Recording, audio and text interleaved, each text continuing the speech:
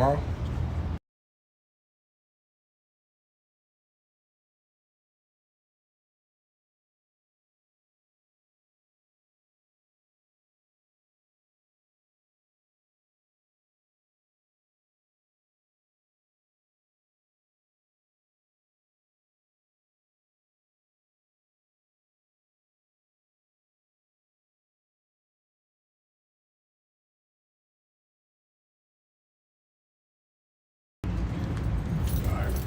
Shalom. Shalom. All right, we are the Hebrew Israelites that come to teach the truth of the Bible, to tell you so-called blacks, Latinos, and Native Americans your nationality according to the scriptures, which is that you are Israelites. And you're not so-called black, Latino, Native American, and all these other bywords they have told you that you are.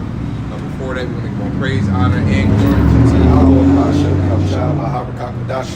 double honor to our elders and our apostles of Great Millstone. Peace and blessings to the elect. Barak, shalom, brother. How about you now? Shalom. All right, so today we just want to kind of go into how the pride of man and the importance of being humble, and how the very life you live. Start off with examine yourselves. The very life you live and the things you do will directly correlate to the future you have. And when you're in this truth, if you don't have humility and you ain't laboring for the right reasons, and you're doing this truth for gain and filthy lucre and deceit, and you're a worker of iniquity, well, guess what? You're going to be destroyed, bro. Especially in his son. You know, we are too close to the end for brothers to be just diving way deep off diving way into the deep end, bro. Not being too carnal. At this point, we're at the point of maintenance, bro. You shouldn't be trying to do too much, trying to discover new doctrines. And, Shalom, bro, listen. If you add to this book, the Lord gonna take your name out, bro. Simple as that.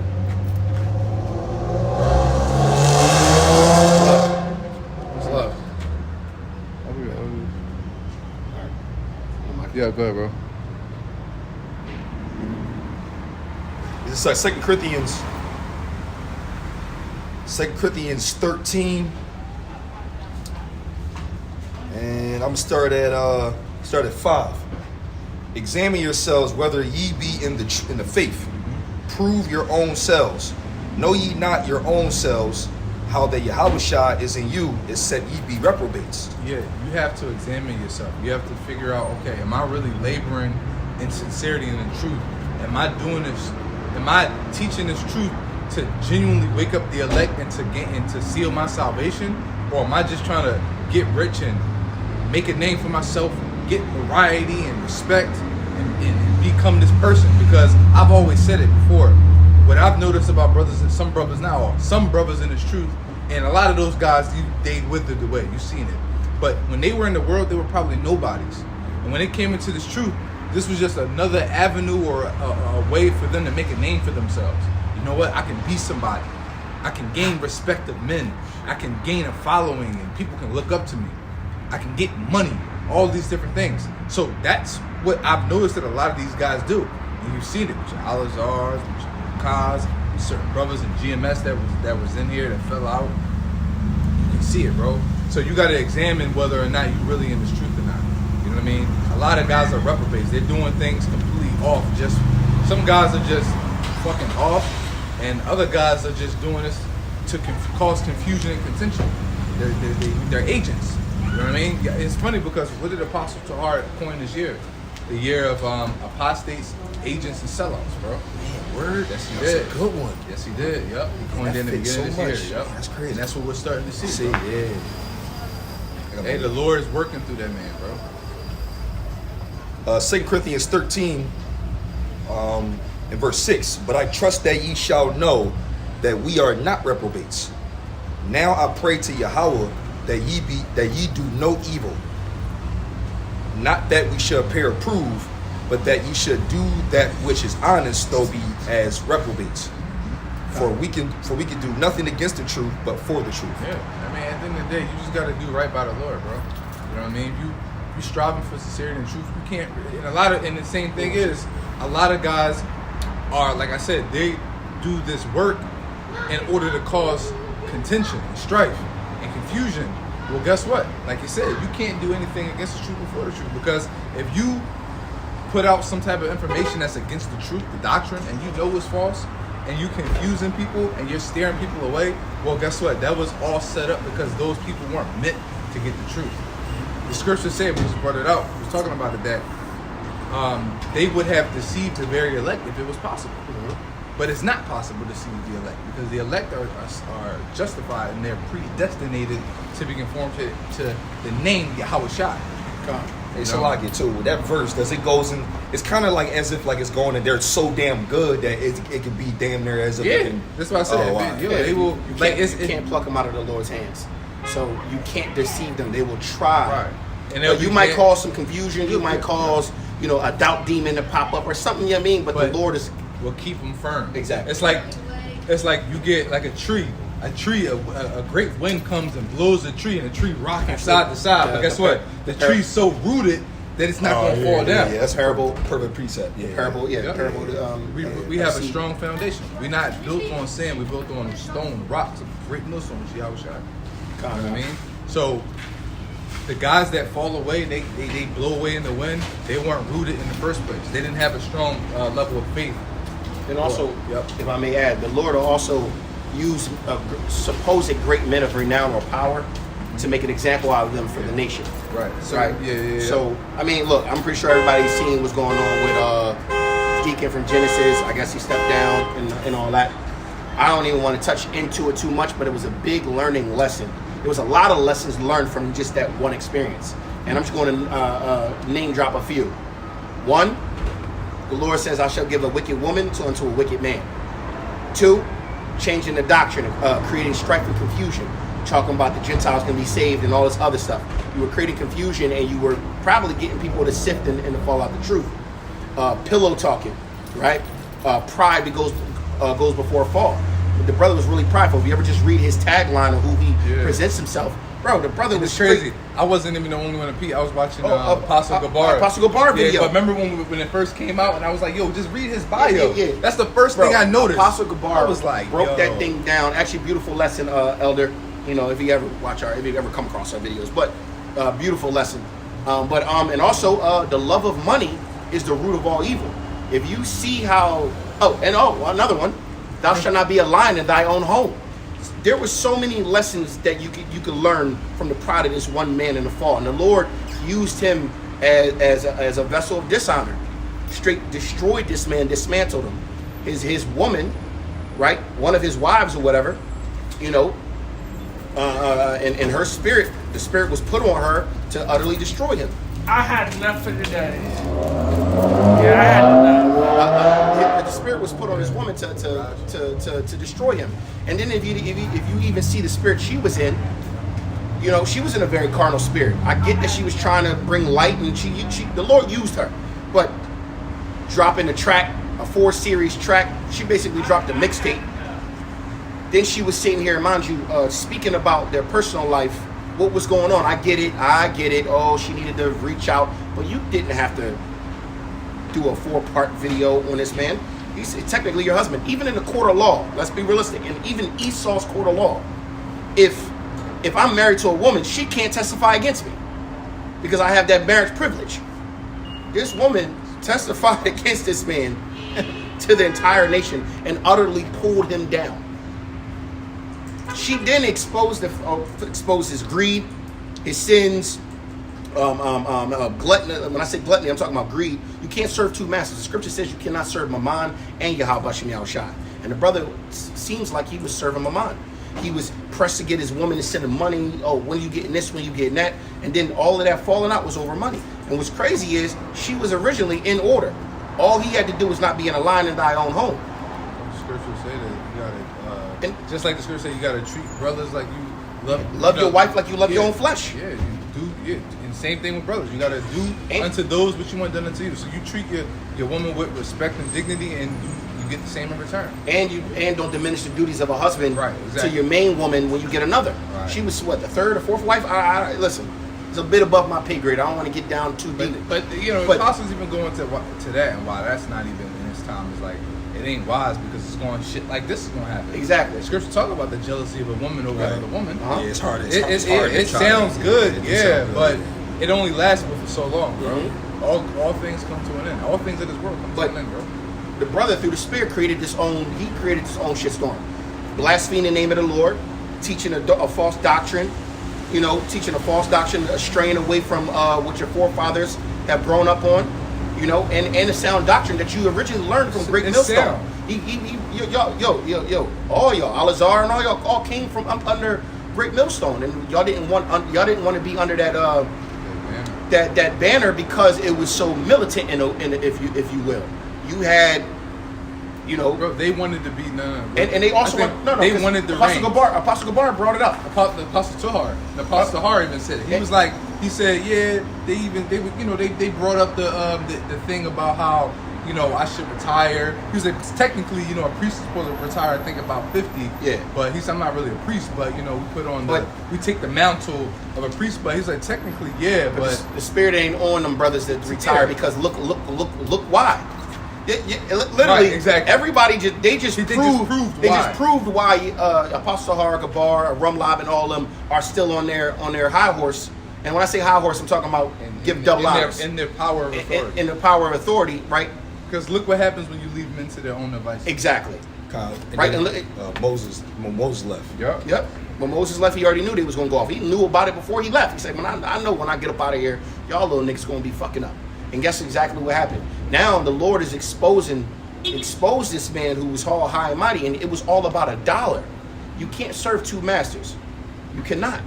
He was more worried about his money than he was worried about his family. And then if you listen to the audio, even when it came to his kids, motherfucker ain't really give a fuck. Now, mind you, was I prying to the point where if he wasn't seeing his kids every day, what a brother was, quote unquote, doing the work and in the ministry and traveling all over the place. So I can understand him not being around his kids. Yeah, but as long as you're taking care of your But as kids, long as you're taking care of it. that's a man's job. A man ain't always going to be around. Yeah, but she came off very demonic. Yes, I gotta be honest. She was out of order completely. But the brother, with great power comes great responsibility, and the Lord allows you to get puffed up so high that you if you ever see the brother talk, he's so confident. Yeah. And there's nothing wrong with confidence, but humility goes a long way. There's a difference between confidence and arrogance. Exactly. And the Lord destroyed him for it. But like I said, a few lessons if you go watch this video. If you go watch the 4-part video. First of all, don't be pillow talking. Don't be a lion in thy own home. Don't change the doctrine. Don't blaspheme the name of the Lord. Don't serve money over the Most High. It says the love of money is the root of all evil. And literally this entire thing in this man's life all transpired because he was chasing $1. You know what's funny too? There was a track he did years ago, and he had a video. He was, doing his thing. He was like, GMS, why y'all hating on me? Because I'm pulling up in the Benz or some shit like that. Yeah, we just found out that Shorty's co-signing because his credit messed up. Bro, look, it don't even matter how that all played out. I don't really care about none of that. Because what a man does with his women and what he does with his household, it's his household. We know we grown men, so I'm not getting into all that. But the way he handled his life, the Lord punished him for it. Right? And then they got a 4-part series. Now, all the money that he was trying to accumulate, right? And what's crazy about it is, one thing that I want to point out, when you listen to the audios, when he knew she was recording, he didn't care about Yahweh Shem Shai. He didn't care about the elders and apostles. He was like, go ahead, call vocab on them. Go ahead. He was more worried about what the white man thought and the platform he got with them than he was worried about the actual nation of Israel. And that's when I knew he was a fucking sellout. I'm like, bro, you are a fucking, in lack of a better word, coon, bro. Because he cared more about his woman going to them than going, yo, I'm gonna tell the nation that you preaching this doctrine because you want more money. I'm gonna tell the nigga he was like, I don't give a fuck. He was like, I don't give a fuck what you. So go to call vocab. What the fuck does vocab got to do with anything? Right. Anything he says is irrelevant. He's an Edomite. His words is irrelevant. He's a scoffer, and he's made money off of debating Hebrew Israel. So the Lord utterly dismantled. And mind you, what's the brother? The brother to be with him. Hassad, beautiful spirit, eloquent, and a lot of people be rooting for Hassad because he does show humility. But guess what? He also people pleaser. you're a people pleaser and you hang around people. Mind you, what did it say that the nation is only the nation does whatever the king does. Yeah. Now I'm not saying that Deacon's your king, but he was your leader. So you were following after him. You were following after men that literally didn't do nothing for you, but other than pull you down. And Lord willing, you don't lose your spirit. But you already. I mean, I'm just association. it's just speculation, but I think just from the spirit that I can sense in the side, he seems like the type that he's cool. He's so cool with these brothers, and he don't want that that bromance to go away. So he kind of like also goes along with stuff, even if he don't really believe in it. But this is speculation. And mind you, we speculating, but because we don't know the man from a can of paint. But I'm gonna go based off his own words. I watched a video of Hassad teaching that the Gentiles can be saved, and the way he tried to word it was very it was slick with the tongue. What he was trying to teach was, so you're telling me, from verbatim, the way he's teaching salvation for the Jews is, it says that the Hebrew Israelites are supposed to be the lights of the world, and we're supposed to teach them our ways, right? He basically saying, so if I go out and I teach them about salvation, and I teach them about the laws of the Most High, and I tell them that they're supposed to do this, you trying to tell me when the Lord come back, he gonna punish me for that? No. He's not going to punish you for that, because that's actually what we're supposed to be doing. Right, that's what we're going to do in the kingdom.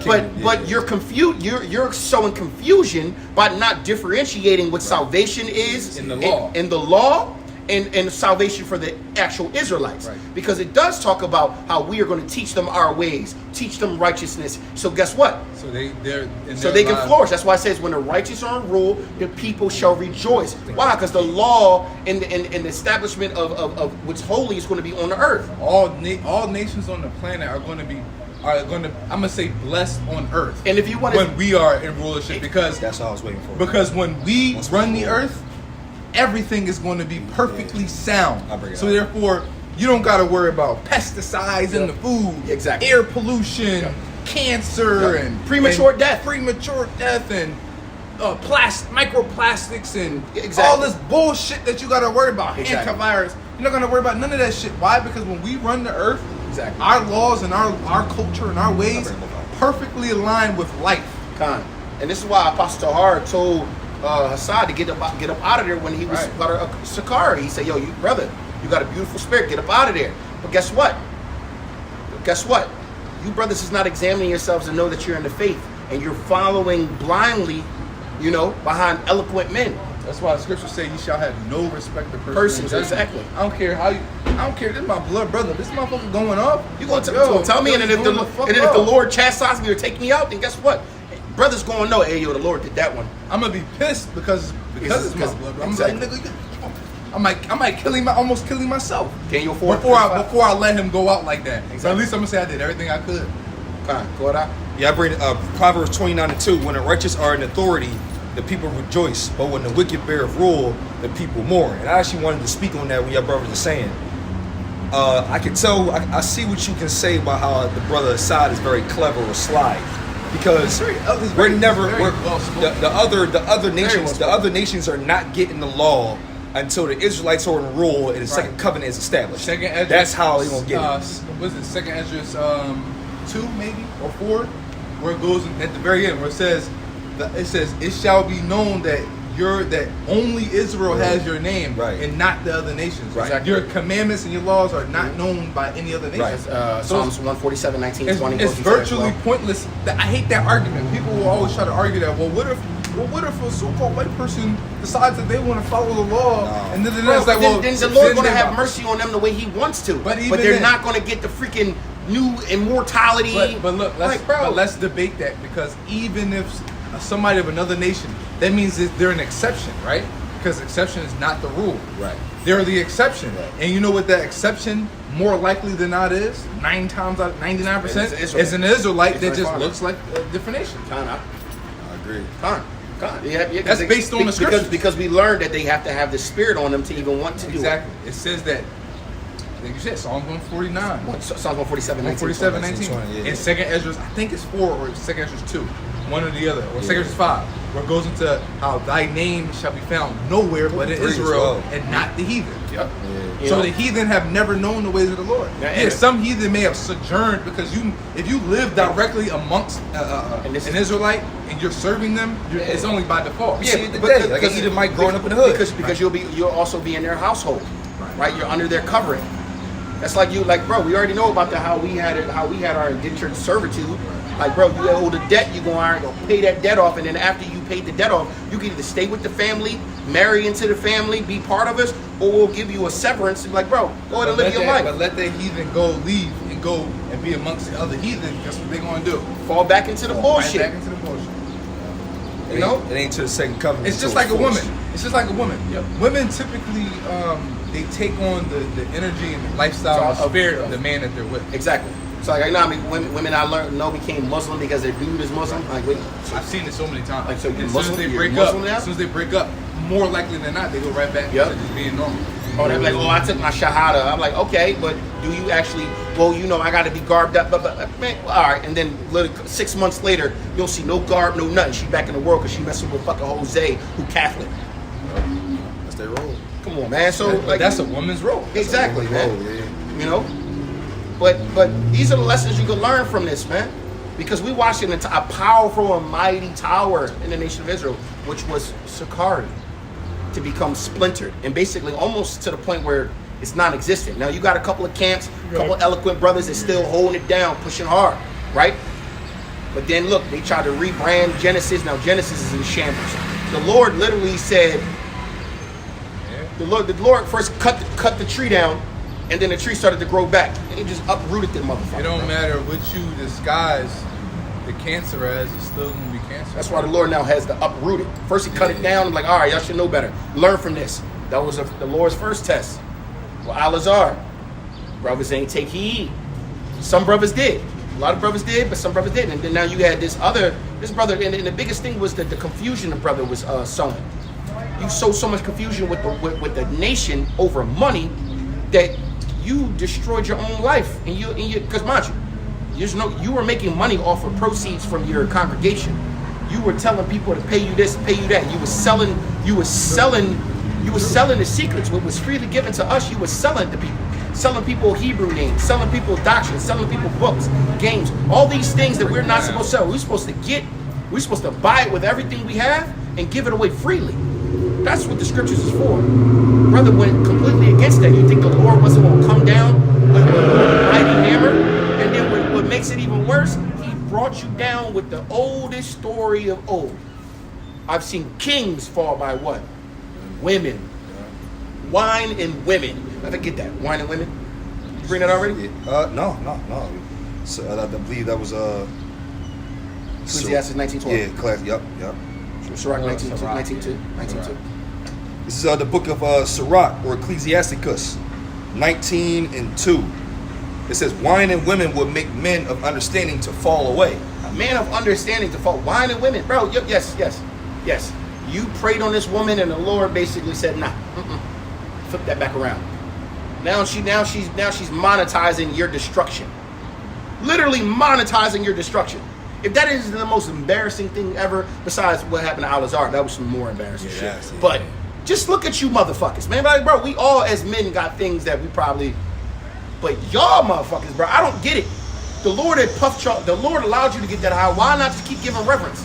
I was just telling the brothers like a couple of weeks ago, I've been winning after win after win after win. What's the first thing I did? I prayed and I humbled myself. Whoa, I don't want these good times to go away. What's the Lord trying to tell me? Am I doing something? You know what I started doing? I started consolidating. I stopped being so extra over here. I was like, whoa, you know what? Let me not ruin it by doing this. So you know what? Lord, Chill you're right. out. Let me chill out over here. I actually been chilling more and been it's winning crazy more. because that's what a righteous man would do. A righteous man would start winning and start thinking like, hold up, let me make sure I ain't doing nothing wrong, bro. Yo, so I can keep this win streak going. Bro, that's exactly what I did. So I don't fuck it up. Bro, like, and I'm not even trying to get on no carnal shit, but even my credit shot up like damn near 80 points. I'm to the point where I'm like, oh shit. Everything around me is just in green. All praise to Yahweh Ba'Shem Yahushai. Simple as that. But guess what? I had to self-examine, like, okay, wait. Before I get my head all big, I was already down here in the dirt. Let me just keep myself down here while everything is moving up. Like, hey, Pop, we good? These brothers. The Most High, for most men, especially his that he holds dear, is kind of like a father. You're not going to entrust your son with wealth and riches until he's learned discipline first. And I've learned the discipline. So, Because remember how I used to be with money. yep. Now I'm like, whoa, whoa. Go to say all this, man. There's a lot of lessons that can be learned from this fall of this once renowned man. Because there's no coming back from this one. Bro, after your woman has after your woman has verbally come out. Now, mind you, there's always going to be two sides to every story, but brother, all the audio is incriminating. I mean, I don't care. I was just telling Kamadas earlier. I was saying, like, I don't see how it can be alive because we was making examples. If you got a business, and let's say you have a business and you get accusations that your business is a scam, you're scamming people. If you really were scamming people, guess what a business is actually scamming people going to do? They're going to take a step back, stop doing business. Right. Because they're like, oh, we got to wait till the air clear. Yep. Like drug dealers. Yo, we got to clear the air. It's hot right now. It's hot right now. Lay low. But if you really doing good business and you're not scamming, it's a false accusation. Guess what you're going to do? Rolling. You're going to keep business as normal. Yo, man, those are false accusations. And then your customers that do business with you going to vouch for you. Like, no, he legit. I've been doing business with him for 2 years. He's good, blah, blah, blah, blah, blah. But in their case, guess what happened? He got exposed and straight said, "Yo, we're taking a step back." Yep. To reevaluate. And because the truth came out. Because the truth all came out. All them brothers that was probably sending in tithes and stuff, and these brothers was hoarding it for their cars and they was probably getting phone calls and yo, man, yo, so you trying to tell me that money we've been sending y'all? You know what I mean? Rebranding, marketing, bro. You turned the truth into a business. Called chargeback. That's called That churn hit. You know. So you got that? Yeah. That's 1 Corinthians 8. I'm going to start at 1. Now, as touching things offered unto idols, we know that we all know not. We all have knowledge. Knowledge puffeth up, but charity edifieth. Knowledge puffeth up, man. A lot of guys get a lot of knowledge and information. The next thing you know, they get big-headed, bro. Yep. Like an air balloon, blow it up, put too much air in a balloon. Eventually, it gets too big. It's going to pop. Yep. That's what happens to a lot of you guys because y'all try so hard to become this, like he said, a biblical specialist and well-versed and diverse and expert and theological. You're trying to be something that you're not, bro. The Holy Spirit and the Lord gives you the knowledge. So you should be given all things. And Solomon. It's funny, too, because I was watching this last video he did. So it's funny. Before this all happened, there was a video that he did and was basically saying that, was it Timothy? I think he was saying Timothy wasn't an Israelite. And then I was going through the comments, and there was a dude on the comment board, and his whole Hakaz's whole thing was, well, the scholars, and the dude was like, yo, get off them scholars' dicks, bro. He said, you so worried about these so-called scholars, like they can't be wrong, like they ain't all taught the same thing. And the scholars also say that the so-called blacks ain't really the Israelites. Right. So when do you draw the line on when the scholars are right and they're wrong? And then if we go based on the scholars, what about all the iconoclasm that has come out and it's been proven? Right? The scholars say that the Immaculate Conception is a thing. Exactly. Scholars say the Trinity. The Trinity. And we know it's the Trinity or the shroud of Jesus Christ. And we know that's his shroud and that's him and it's up. Shut the. Bro, when does it stop? You're right, brother. Go ahead.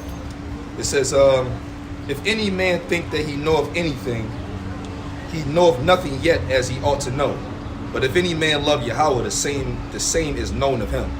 Just like it also scriptures also say, he that think of himself to be something when he is nothing to see of himself. So you calling yourself, coining yourself all these titles and giving yourself all these accolades. Then he was calling brothers demons and if y'all still call him Yahweh Shai, y'all zombies, y'all definitely. But at the same time, his wife said in the video, in the last one, she was saying like she was conflicted because she was like, whoa, I've been praying in the names Yahweh Shai, and I was praying through my pregnancy and my delivery and everything went perfectly as I asked for. So she said he even told me that I can continue praying in those names and nothing bad will happen. It's okay. But those just ain't we don't believe that those are those names. But you can still call on those names, but we don't believe it. So you sound like IURC, man. Yeah.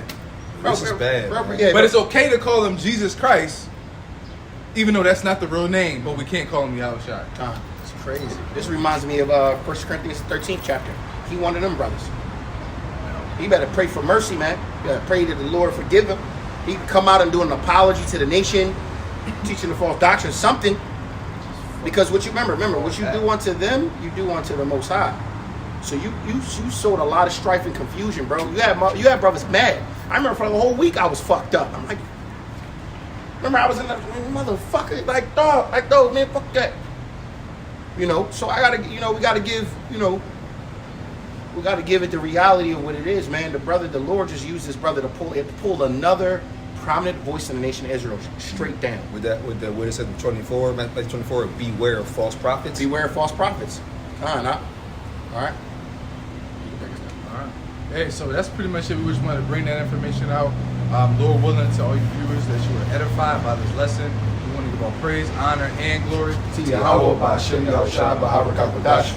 and double honors again to our elders and apostles, and shalom to the elect. Endure sound doctrine. Shalom, brother. Shalom, endure brothers. unto the end. Shalom, brothers.